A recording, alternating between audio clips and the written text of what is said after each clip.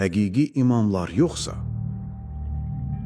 Ağır bir təəssüf hissi ilə deməliyik ki, Peyğəmbərin əhl-i beytini ən pis surətdə təsvir edən, onlara ən utanc verici xüsusiyyətləri nisbət edənlər məhz özlərini onların fanatları, onların tərəfdarları adlandıran şəxslərdir. Bəlkə də onlar bunu düşünmədən, dərk etmədən edirlər. Lakin nəticə etibarilə bu mübarək şəxslərə nisbət edilən o əməllər, o məqsədlər, o xüsusiyyətlər onlara yaraşdırılması qeyri-mümkün olan iyrənc yalanlardır. Bəzən onlar bunu hansısa bir səhabəni qaralamaq üçün edirlər. Məsələn, Ömər ibn Xəttabı gözdən salmaq üçün onun güya Fatimənin və Əlinin evinə basqın etdiyini, Peyğəmbərin qızını qapının arasında sıxıb qabırğalarını sındırdığını və bətnindəki körpəsini salmasına səbəb olduğunu yazırlar. Və bütün bunları edərkən o igid, o qorxmaz, o Allahın aslanı olan Əlinin evin içində bir küncdə oturub bütün bu dəhşətə səssizcə səbr etdiyini deyirlər. Əlini tanıyan hər bir insan çox gözəl bilir ki, o Peyğəmbərin qızına qarşı edilən zərrə qədər bir zülmə belə susmazdı. Əksinə, o bu vəhşiliyin qarşısında cihad edərək batil əhlinin cəzasını öz əlləri ilə verərdi. Ən azından ayağa qalxıb öz sinəsini qabağa verər və özünün zərər görməsinə razı olub Peyğəmbər qızını, öz həyat yoldaşını qoruyardı. Üstəlik, evin kişisi içərdə olduğu halda yad kişilərə qapını açmaq üçün niyə Peyğəmbərin o mübarək, o həyalı qızı irəli çıxmalıydı? Görünür ki, səhabələrə qarşı qəlblərdə körüklənən o dərin nifrət, onları qaralamaq sevdası aydın düşünməyə heç bir imkan verməyib və bu cür iyrənc yalanların uydurulmasına şərait yaradır. Əhl-i Beyt imamlarına nisbət edilən o məşhur təqiyyə adəti də məhz bu cür iftiralardan biridir. Və əslində bu iddia olunanlar heç bir şəkildə haqq əhlinə, mücahidlərə, cəsur insanlara yaraşdırıla bilməz. Biz inanırıq ki, Əhl-i Beyt imamları öz şəxsi təhlükəsizlikləri naminə müsəlmanlara bilərəkdən batil bir dini öyrətməyə heç zaman razı olmazlar. Halbuki şiələrin alimləri öz imamlarına məhz belə bir şey nisbət edirlər. Yəni, iddia edirlər ki, güya Muhammed əl-Baqir, Cəfər əs-Sadiq kimi böyük imamlar müsəlmanlara üzdə yalan danışıblar. Onların suallarına bilərəkdən doğru olmayan batil cavablar veriblər. Məsələn, bir rəvayətdə İmam Cəfər deyir, atam, yəni İmam Baqir, Əməvillərin zamanında qırğı və qızılquşların ovladıqlarının halal olduğuna fətva verərdi. Çünki onlardan təqiyyə edərdi. Mən isə onlardan təqiyyə etmirəm və deyirəm ki, haramdır. Başqa bir səhih rəvayətdə isə deyir ki, atam qorxu içində olduğumuz zaman belə fətva verərdi. İndi isə qorxmuruq və halal saymırıq. Belə çıxır ki, Muhammed əl-Baqir sadəcə qorxduğu üçün insanlara batil olanı öyrədirdi. Haram olduğuna inandığı bir şeyi onlara halal deyərək müsəlmanlara və onların evladlarına illərlə haram ət yedirdirdi. Və gələk o məşhur Zürarə hədisinə. Həmin səhih rəvayətdə Zürarə deyir ki, İmam Baqir eyni suala 3 fərqli şiyəsinə 3 fərqli cavab verdi. Zürarə bunun səbəbini soruşduqda isə İmam cavab verir ki, ey Zürarə, bu sizin üçün daha salamatdır. Əgər siz bir rəy üzərində birləşsəniz, insanlar sizi dərhal tanıyarlar və bu həm bizim, həm də sizin üçün təhlükəli olar. Bu rəvayətdən açıq şəkildə anlaşılır ki, imamlar nəinki sünnilərə, hətta öz ən sadiq şiyələrinə belə qəsdən fərqli-fərqli batil fikirlər təbliğ edirdilər. Bununla da onların öz aralarında ixtilafa düşməsini, parçalanmasını istəyirdilər. Məqsəd isə güya onları düşmənin gözündə kiçiltmək və beləliklə onlar qorumaq idi. Necə düşünmək olar ki, imamlar bilərəkdən öz şiyələrini alladıb onları çaşqınlığa salsınlar? Axı onların vəzifəsi insanlara haqq dini öyrətmək deyildimi? bu imamət fəlsəfəsinin təməlini təşkil edən o lütf prinsipinin tamamilə alt-üst edilməsi demək deyilmi? Bunun harası lütfdür?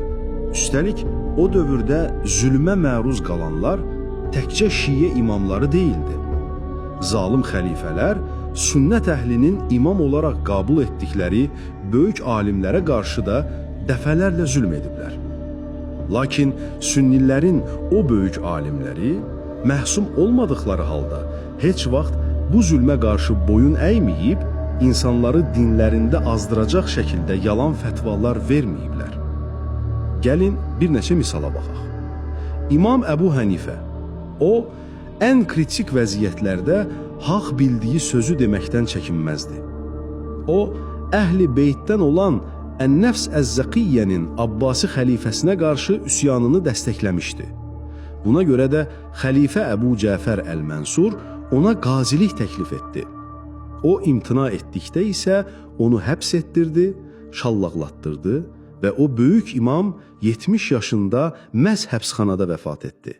Amma haqq bildiyi yoldan dönmədi. İmam Malik bin Ənəs, o məcbur edilənin boşaması keçərli deyil hədisinə əsaslanaraq zorla alınan beyətlərin də keçərsiz olduğuna fətva vermişdi. Bu fətva xəlifəyə qarşı üsyan üçün bir bəhanə oldu.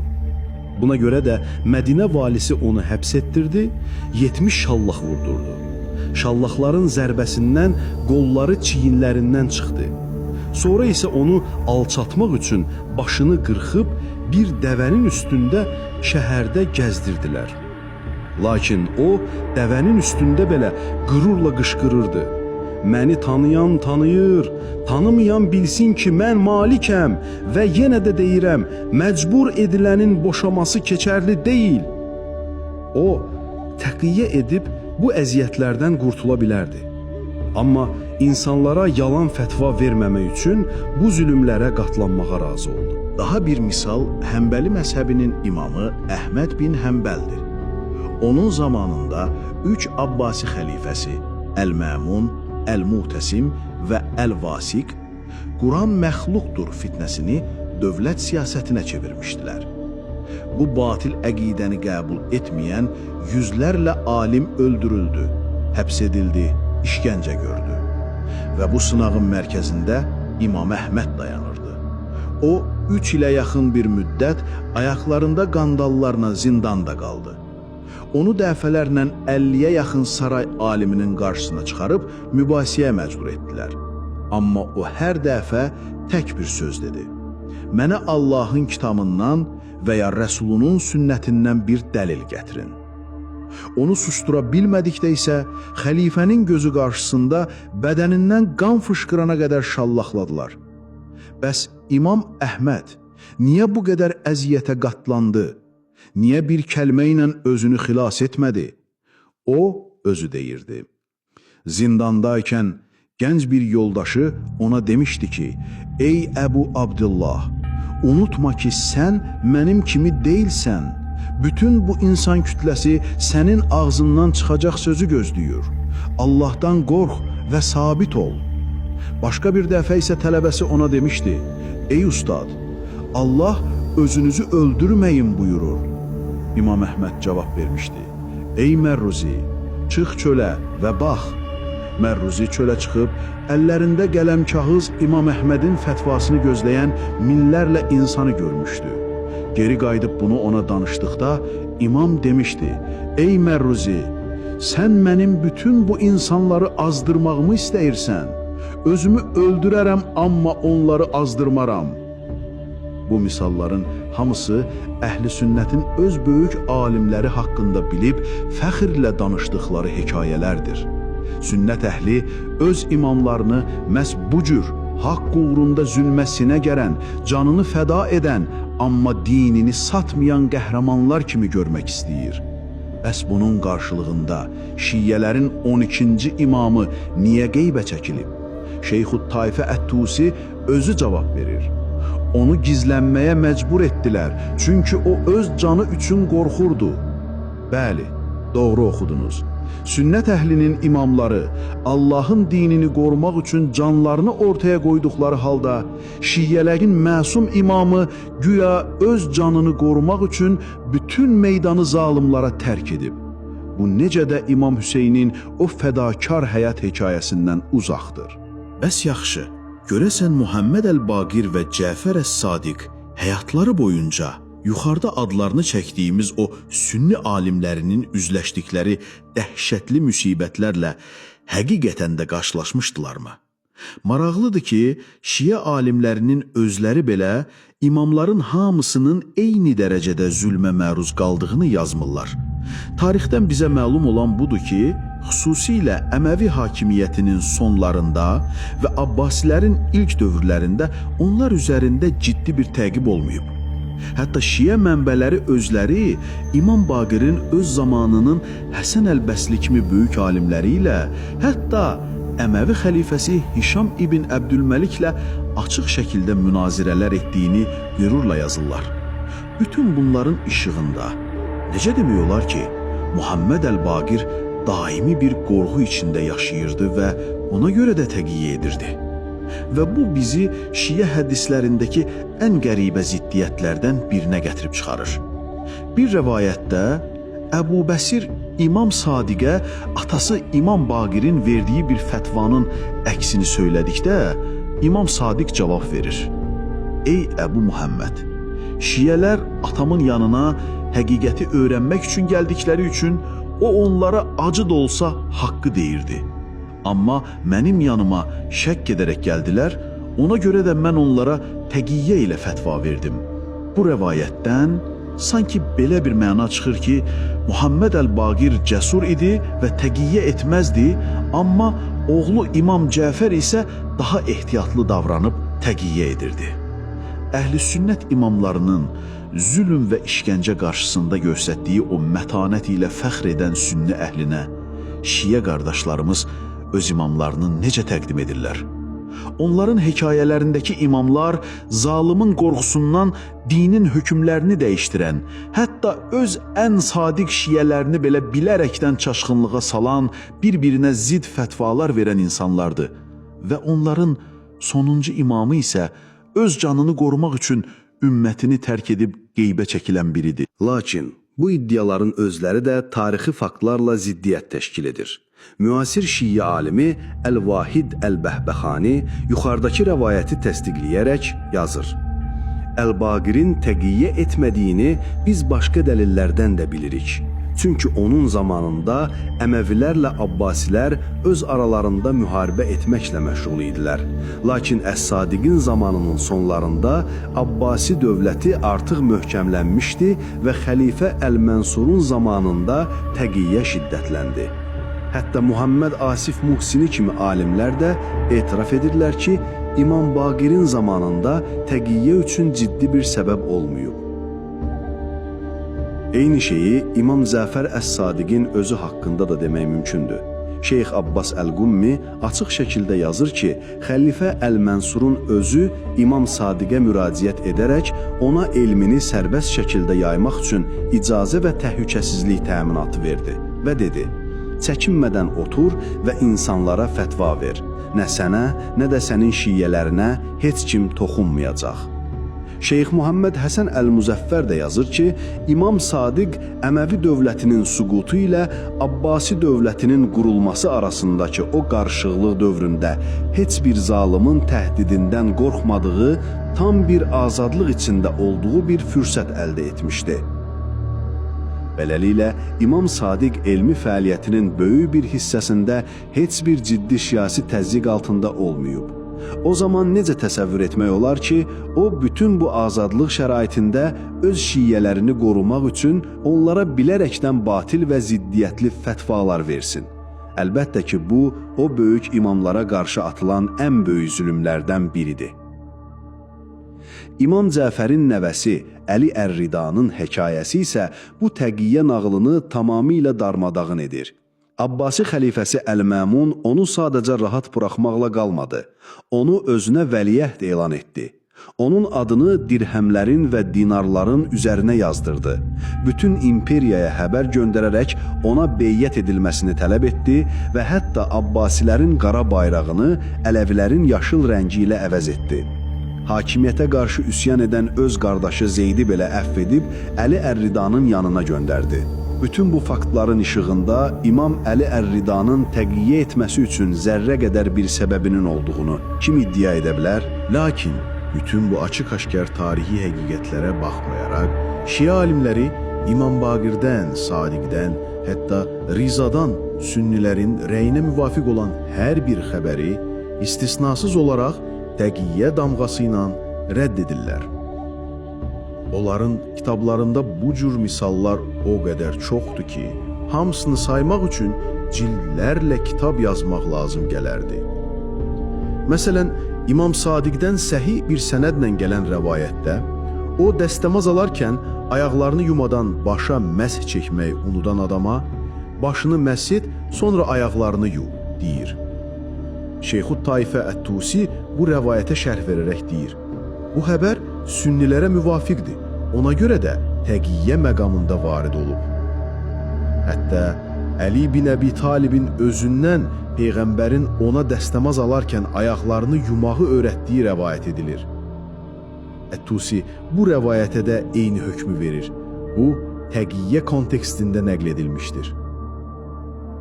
Bir anlıq dayanıb düşünək. Belə çıxır ki, Əli bin Əbi Talib Peyğəmbərin özünün yanında ondan təqiyyə edərək yalan danışırdı.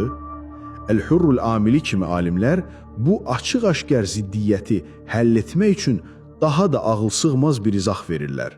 Onlar iddia edirlər ki, xeyr, Əli təqiyyə etməyib. Sadəcə olaraq o, sonradan bu hadisəni nəql edərkən sünnilərdən qorxduğu üçün hədisdəki məs sözünü yumaq sözü ilə dəyişdirib. Yəni o, insanlara doğru dəstəmazı yox, şiyələrin öz inancına görə xətalı olan bir dəstəmazı öyrədib. Belə çirkin bir şeyi o böyük imamlara hansı vicdandan nisbət etmək olar? Başqa bir rəvayətdə İmam Sadiqdən kitab əhlinin kəsdiyi heyvanın ətini yemək haqqında soruşurlar. O, yeməyin, deyir. Onlar imamın huzurundan çıxanda böyük ravi Əbu Bəsir digərlərinə deyir, yeyin, məsuliyyəti mənim boynumdadır. Mən onun özünün də, atasının da bunu yeməyi buyurduğunu eşitmişəm.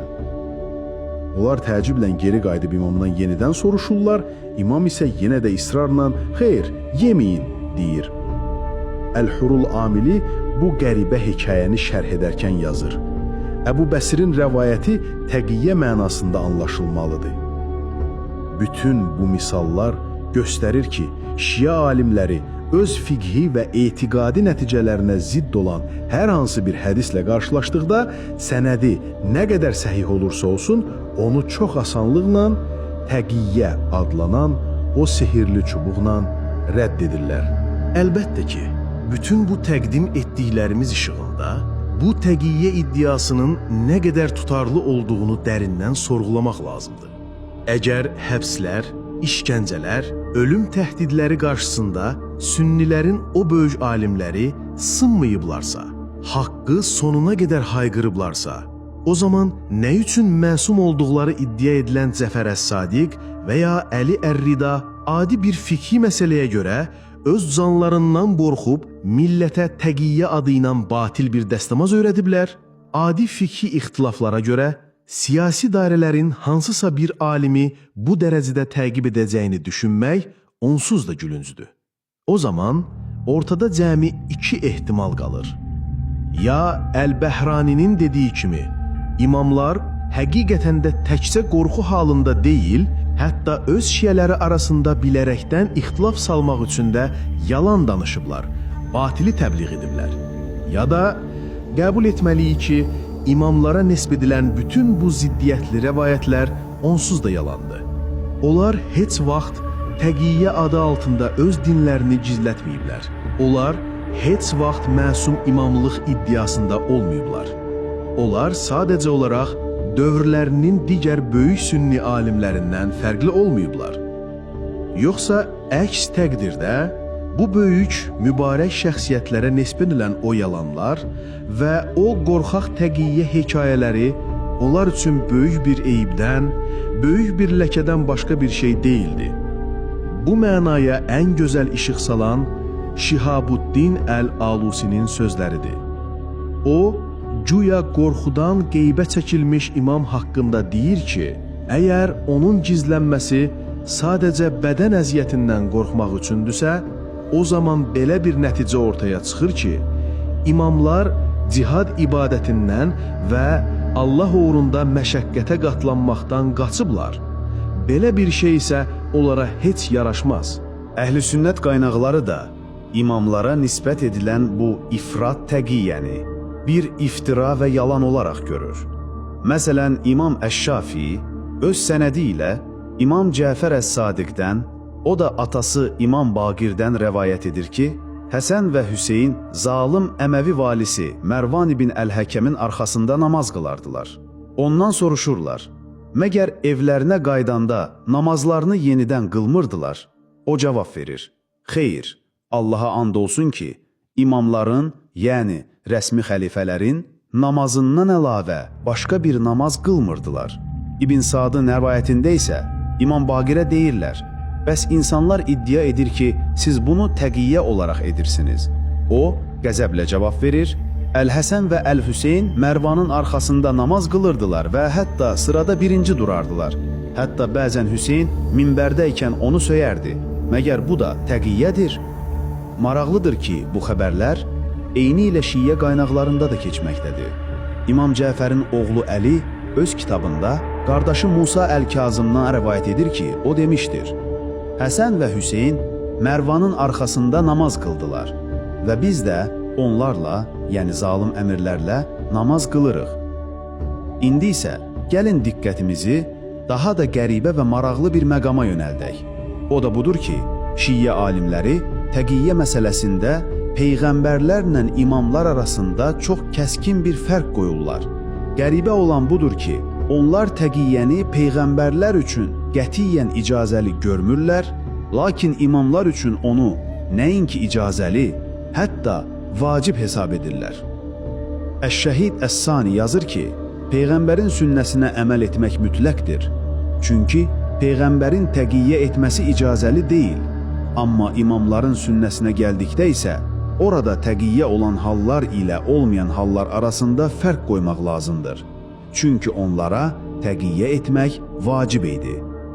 Ət-Tabəsi də təfsirində yazır ki, peyğəmbərlər risaləti təbliğ etmək məsələsində Allahdan başqa heç kimdən qorxmazlar və bu onların təqiyyə edə bilməyəcəyini göstərir. O zaman ortaya bu fundamental sual çıxır. Nə üçün?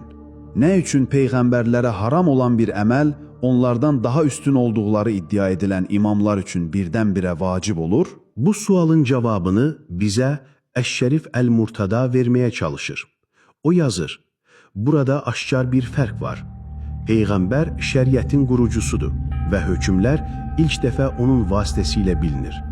Əgər o təqiyyə etsəydi, insanlar dinlərini heç vaxt öyrənə bilməzdilər. İmam isə belə deyil. O artıq mövcud olan bir şəriəti tətbiq edir və insanlar hökmləri başqa yollarla da öyrənə bilərlər. Buna görə də imam bəzi hallarda təqiyyə etsə, bu haqqın yolunu tamamilə bağlamır. Lakin Əl-Murtadanın bu izahı elə onun özünün də digər sözləri ilə ziddiyyət təşkil edir. Çünki o, başqa bir yerdə müxaliflərin bu etirazına cavab verir. Bəs siz iddia etmirsiniz ki, bəzi hökmləri yalnız və yalnız imamın özündən öyrənmək mümkündür. Əl-Murtada çarəsizliklə cavab verir.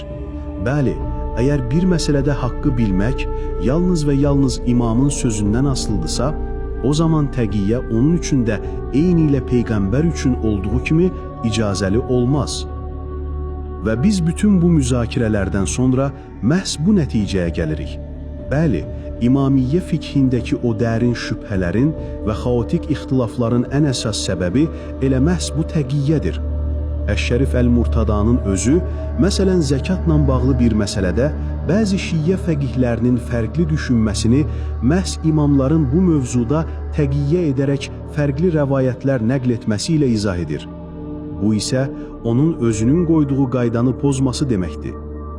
Müasir Şiə alimi Cəfər Əs-Subhani bu təhlükəni hiss edərək təqiyyəni məhdudlaşdırmağa çalışır və deyir: dini biliklərin açıqlanmasında və İslam hökmlərinin öyrədilməsində təqiyyə etmək qətiyyən caiz deyil.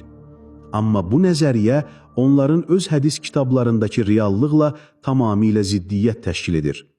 Ən-Nəcəfi Əl-Cəvahiri kimi klassik alimlər ev eşşəyinin və ya qarğanın ətinin halal olmasına dair gələn səhih hədisləri heç bir tərəddüd etmədən təqiyyə adlandıraraq rədd edirlər.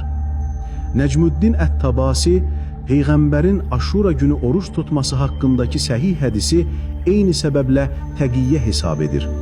Şeyxut Taifə Ət-Tusi isə Təhzibul Əhkam kitabında 241, Əl-İstibsarda isə 324 fərqli yerdə öz məzhəbinə uyğun gəlməyən səhih hədisləri sadəcə bu təqiyyədir deyərək kənara atır. Bütün bu izahlar Şiə məzhəbini çox ciddi problemlərlə üz-üzə qoyur. Hər şeydən əvvəl, əgər təqiyyə imamlar üçün vacib idisə, bu onların dərəcəsinin mütləq şəkildə peyğəmbərlərdən daha aşağı olduğunu göstərir. Çünki peyğəmbərlər Allahdan gələn xüsusi bir ismət, yəni qorunma ilə risaləti təbliğ etməkdə heç bir qorxu hiss etmirlər. Deməli, imamlar bu cür mütləq qismətə sahib deyillər. Bu isə şiələrin həm imamların peyğəmbərlərdən üstün olması, həm də Əlinin peyğəmbərlə eyni nəfs olması kimi təməl iddialarını darmadağın edir. İkinci bir ehtimal isə budur. Peyğəmbərlər Allaha olan imanlarının və qorxularının ucalığı səbəbilə təqiyyəyə ehtiyac duymurlar. Onlar Allahdan başqa heç kimdən çəkinməyirlər. Bu ehtimal isə daha da acınacaqlıdır. Çünki bu o anlama gəlir ki, imamlar Allaha olan iman və qorxu baxımından peyğəmbərlərin çatdığı o ən yüksək dərəcəyə çata bilməyiblər. Hansı ki, o dərəcəyə bir çox sıradan, məsum olmayan möminlər belə çatmışdır. Biz bilirik ki, İmami fiqhində məhz təqiyyə səbəbilə dərin bir qarışıqlıq və xaos hökm sürür. Gəlin Əş-Şərif Əl-Murtədanın öz sözlərindəki o dərin ziddiyyətə bir daha nəzər salaq. O bir yerdə imam insanları şübhəyə salacaq şəkildə təqiyyə edə bilməz deyərək bir qayda qoyur. Lakin başqa bir kitabında zəkatla bağlı bir məsələdə bəzi şiə fəqihlərinin niyə səhvə düşdüyünü izah edərkən çox rahatlıqla deyir ki, İbn Əl-Cüneydin bu məsələdə gətirdiyi rəvayətləri təqiyyə çərçivəsində başa düşmək olar. Görəsən Əl-Murtada necə qəbul edə bilir ki, imamların təqiyyə etməsi İbn Əl-Cüneyd kimi böyük bir şiə fəqihini belə şübhəyə salıb? Bu onun özünün qoyduğu qaydanın birbaşa pozulması deyilmi? Bu problem bu günə qədər də davam etməkdədir. Şiə alimlərindən Cəfər Əş-Şəxuri müasir dövrdə belə alimlərin hansı hədisin təqiyyə olub-olmadığını müəyyən etməkdə necə dərin ixtilaflar yaşadığını misallarla göstərir. Seyyid Səmir Haşim Əl-Umeydi isə bu xaosa bir son qoymaq üçün yeni bir qayda təklif edir. O deyir ki, əgər bir müctəhidin təqiyyə ilə verdiyi fətva insanları kütləvi şəkildə çaşqınlığa salacaqsa, o zaman onun üçün təqiyyəni tərk etmək, hətta bu onun ölümünə səbəb olsa belə vacibdir. Lakin bu yeni qayda Şiə alimlərinin öz kitablarında imamlara nisbət etdikləri hərəkətlərlə tamamilə ziddiyyət təşkil edir. Ən-Nəcəfi Əl-Cəvahiri kimi böyük bir alim, dovşan ətinin və ya qarğanın halal olduğunu deyən səhih hədisləri sadəcə olaraq bu rəvayətlər təqiyyə məzmununda başa düşülməlidir deyərək rədd edir. Yəni onun iddiasına görə imamlar minlərlə şiəyə qəsdən haram olan bir şeyi halal kimi öyrədiblər. Bu Əs-Subhaninin və Əl-Umeydinin insanları çaşqınlığa salmamaq qaydasının birbaşa pozulması deyilmi? Bütün bunların işığında Şiə alimlərinin öz müxalifləri haqqında danışarkən yalanı və böhtanı bir metod olaraq necə qəbul etdiklərini görmək təəccüblü deyil. Murtada Əl-Ənsari kimi böyük bir fəqih bidətçilərə böhtan atın hədisini şərh edərkən bunun zahiri mənasına görə insanları onlardan uzaqlaşdırmaq kimi daha böyük bir məsləhət üçün onlara yalan danışmağın icazəli olması kimi başa düşülə biləcəyini deyir. Mirzə Cavad Ət-Təbrizi açıqca yazır ki, bidətçiyə böhtan atmaq icazəlidir. Əbülqasim Əl-Xoyi isə bu məsələni 5 hökmə bölür və bəzi hallarda müxalifləri alçatmaq üçün onlara böhtan atmağın nəinki icazəli, hətta vacib ola biləcəyini söylüyor. Və bu məntiq o ən dəhşətli, ən iyrənc hədisə gəlib çıxır. Əl-Quleyninin rəvayətində İmam Baqirə deyirlər ki, bəzi şiyələr öz müxaliflərinə, yəni sünnilərə iftira atırlar və onları zinada ittiham edirlər. İmam əvvəlcə bundan çəkinmək daha gözəldir deyir. Amma sonra elə həmin nəfəsdə əlavə edir ki, and olsun Allaha, ey Əbu Həmzə, bütün insanlar zinakarların övladlarıdır, yalnız bizim şiyələrimiz istisnadır. Əl-Məclisi bu hədisi şərh edərkən deyir ki, imamın çəkinin deməsi təqiyyə üçündür. Yoxsa əslində onların sözlərinin doğru bir mənası vardır. Bütün bunlardan sonra Əl-Alusinin o sözlərini xatırlatmamaq mümkün deyil. O, imamların təqiyyə etməsini onların cihad ibadətindən və Allah yolunda məşəqqətə qatlanmaqdan qaçması kimi dəyərləndirir və deyir, belə bir şey onlara heç yaraşmaz. Həqiqətən də, sünnilərin tanıdığı o cəsur, haqqı söyləməkdən çəkinməyən, fədakar əhl-i beyt imamları ilə şiə rəvayətlərindəki o qorxaq, hiləkar və öz şiələrini belə aldadan imam obrazı arasında yerdən göyə qədər fərq var.